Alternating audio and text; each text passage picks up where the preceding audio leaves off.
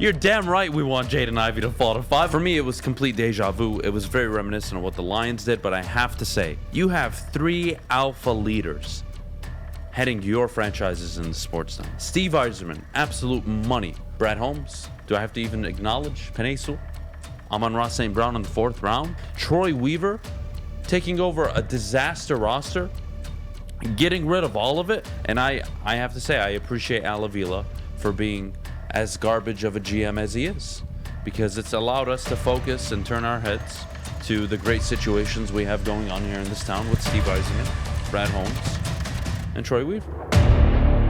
We're live here on a beautiful Tuesday morning. Fish giving me the middle finger. Can we put the camera on Fish for a second? I just want you guys to understand what I look at every morning. Fish went golfing yesterday. I saw no invite, by the way. He's Literally. a prick. He was all upset that we didn't go on Sunday and now we don't get a freaking invite. Yeah, what the hell's that all about, Fish? You know? Just... Yeah, I know, you're a dick. You know? It's what happens when my heart gets breaking into a million pieces the day before, so... We didn't even go, bitch. I know. I know. But, you know, you'll get an invite one of these days. It's only June, by the way. It's June 28th. There's like 3 more months in the summer left. Just relax. Adam and I are playing next Saturday. So there you go. Oh, that's right. We have an outing, don't we? We do. There you go. It's going to be fun. All right, well, deja vu. I'm sure you guys have heard Maybe of you the can term. go with me and Stick on Sunday. If you guys invite me. Instead of I being a bunch of invited you bitches. yesterday. I I don't remember. Anyways. Well, you probably were busy, so. Anyways. Guys, I'm sure you've all heard of deja vu. It's where you feel like you've experienced something again for the first time. Kind of weird, but you haven't. It's actually happened before. Does anybody want to acknowledge that what the Pistons did on draft night was very reminiscent of what the Lions did back in late April? Anybody? Any takers? Trayvon Walker goes number 1 overall. Not expecting that. Totally expecting Aiden Hutchinson to go number 1. You get him. That's a fortunate player that falls to you. Thank you. Thank you very much, Jacksonville. You somehow trade up 20 spots in the first round, essentially for a 3rd round pick, and you just swapped your 2nd round pick. Okay. And your 1st round. Thanks. Thank you. That's all it costed us? Really? Cool. That's nice. We'll take Jameson Williams. Didn't expect him to be available for us. Thanks so much. And then you have the NBA draft. Pick number 5. Keegan Murray. The whole conversation is Keegan Murray will likely be there at 5, and you will take him, and you will like it, Detroit. Fuck no, we don't want it. And what happens? The Kings do us a solid. They take Keegan Murray, and Jaden Ivey is obviously the pick. Jaden Ivey falls to you at 5. That is fortunate. Nobody had Jaden Ivey falling to 5. That's just not a thing. When we did our mock drafts, sure, we had him falling to 5. You have no idea how biased that is. You're damn right we want Jaden Ivey to fall to 5. Of course I'm going to sit here and tell you that the Kings are going to take Keegan Murray. And then that was every mock draft we did for NFL too. So, yeah, every mock draft, we had it going one of 2 ways. Aiden Hutchinson fell to number 2, or you just settle for Kayvon Thibodeau. Yeah. It was one of the 2, and you weren't changing your mind. You weren't mad about either one. Like, come on. I just have to be honest with you, right? So then what happens after that? Troy Weaver trades a pick from Milwaukee in 2025, along with accepting Kemba Walker, who you're going to buy out, and it's not even going to kill your cap space. And they get the center that they wanted. That'll allow them not to pay DeAndre Ayton all that money. And they go get Jalen Duren.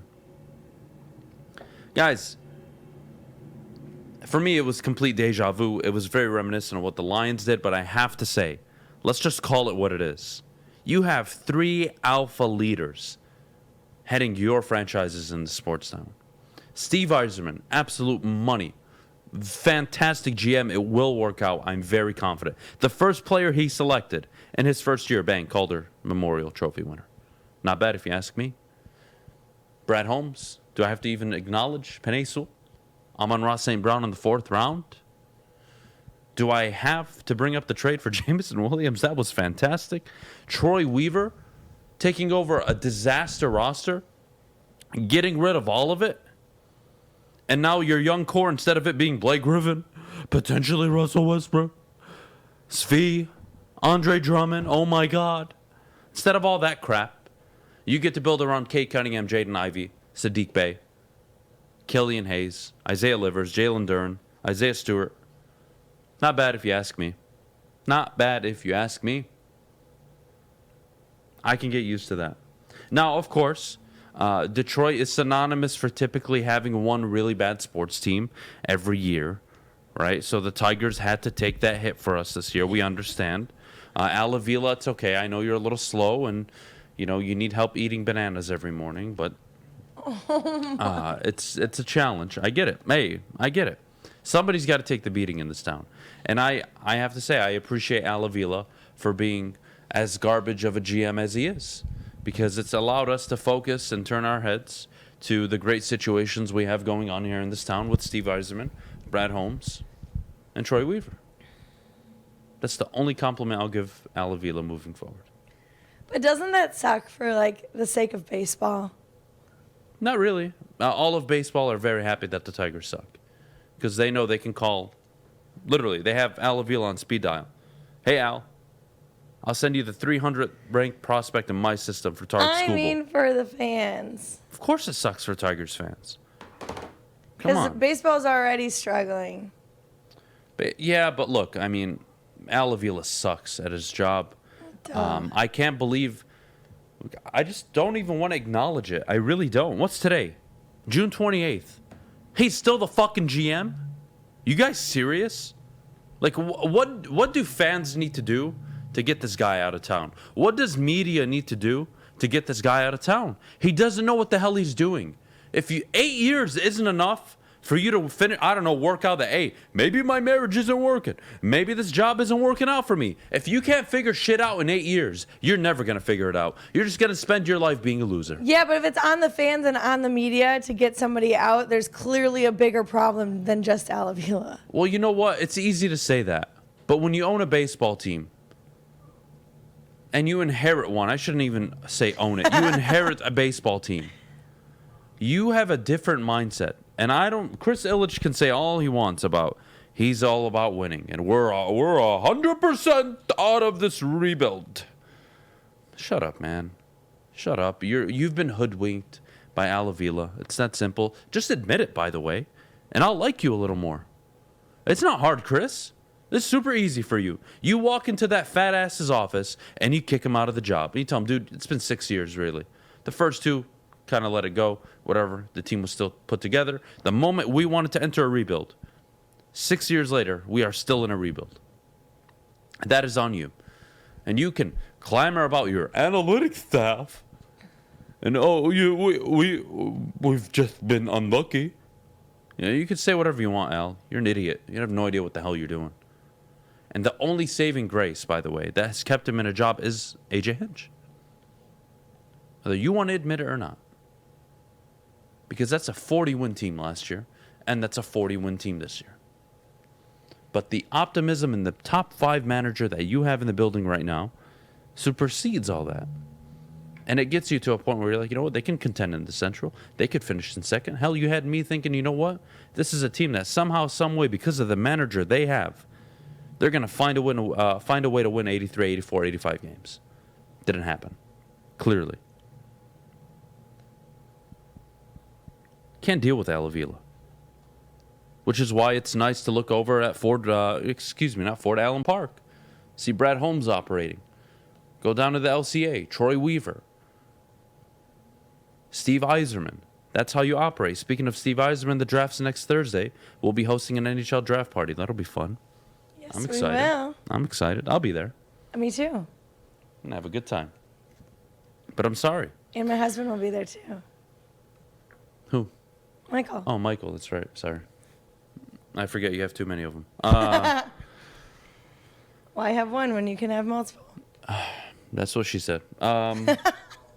Yeah, sorry, Fish. That had to happen. I'm really disappointed in you guys. We can take down that poll because I just don't want to look at it. Will the Pistons win a playoff series in the next 2 years? Why are you disappointed? You know what this 56% say yes. Yeah, you know what this fan, and it says 2 years, by the way. You know what this fan base is and does. Say it. I just told you, this fan base loves to think the team's better than they actually are. Many people think the Lions are going to get 10, 11 wins. Some of them work for the network. If Durant comes on the team, you think they're going to get more wins? Yes or no? Durant, what's wrong with year 3 Cade being expected to be a real playoff team? There's nothing wrong with that. But what are you building? You're going to have year 3 Cade and year 2 Jaden Ivey. Year 2 Jalen Duren. What veterans are you going to have on this team? Because the veterans in this class aren't the greatest. You're going to go for Bobby Portis? Kyle Anderson? I don't think that fits anymore. What are you going after that's going to make you confident that you're going to be able to take over and win by year 3? Look at Luka Doncic. This is a great example. Because a lot of player comps with Cade Cunningham is Luka Doncic. Well, let's look at Luka Doncic's stats, or excuse me, his playoff success in his first few years. Why are you laughing at Westfall? What's going on? What? Don't worry about it. Oh, God. I don't even want to know. All right, anyways, the point is you guys are insufferable. His first, 2018, 2019 was his first year. Luka Doncic didn't win a playoff series until his his 5th season. Or, 4th season. Sorry, everybody. His 4th season, he finally won a playoff series. Luka Doncic, Dallas Mavericks. So even if I entertain it, how the hell are you supposed to do it? We should try and get Duncan Robinson's bad contract. We can afford it right now. Need shooters. I wouldn't hate that. I definitely wouldn't hate that. Year 4 of Bay, Stewart Hayes. Year 2 Livers. Yeah, look, I don't see how the Pistons are supposed to win a 7-game playoff series by the end of next season. That's a tough sell for me. Now, again, let's see what happens in free agency. But with the team you have now, I'm sorry. Year 3, I'm on board. I'm on board with you winning a playoff series in year 3.